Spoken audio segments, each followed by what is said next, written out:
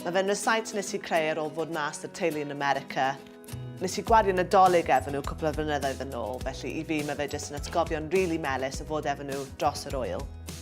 Y cam cyntaf yw rhoi 500 gram o fflwr bara cryf mewn i'r cymysgwr. Yna, 10 gram o furym sych a 10 gram o halen. Mae hwn yn does hynod o foethus, felly dwi'n ychwanegu siwgr, menyn ac wy. I wneud y Rholiau yn fwy moethus, dwi'n defnyddio llaeth cyflawn yn lle dŵr.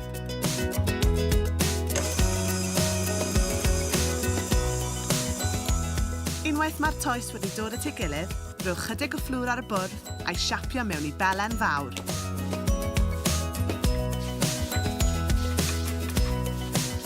Bydd angen i adael i brofi am o leiaf awr wedi orchuddio dy clingffilm, neu nes ei fod wedi dwblu mewn maint.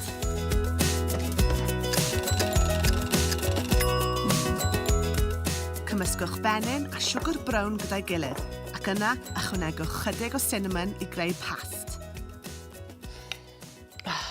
Fi'n caru arogl Synamon. Mae fe jyst wastad yn atgoffa fi o'r Nadolig. Urwch dyn gyda digon o fenyn, ac yna mae'n amser i ddechrau siapio'r Rholiau.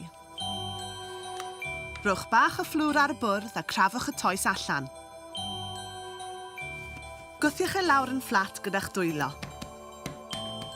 Cyn i rolio mas gyda'r rolbren i drwch o tua 1 centimetr.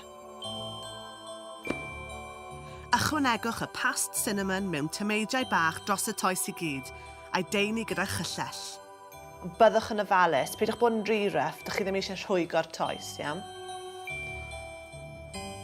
Nesa, mae angen ei rolio fewn i siap selsig mawr hir.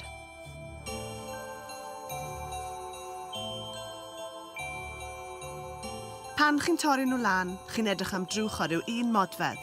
Byddai i fel arfer yn cael tua 15 mas o'r rhysait yma. Maen nhw angen profi eto dan liau'n llestri am tua 3/4 awr.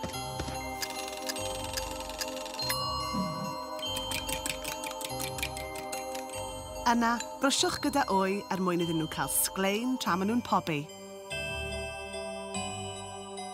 Tua 15 i 20 munud bydd rhain angen yn y ffwrn.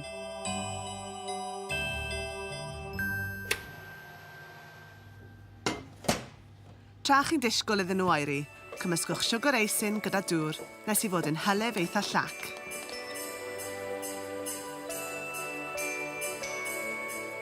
Gyda fforc, dyferwch yr eisyn dros y Rholiau a maen nhw'n barod i fynd.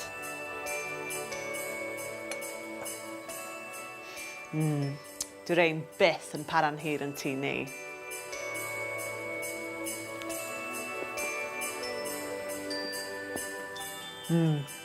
Lush.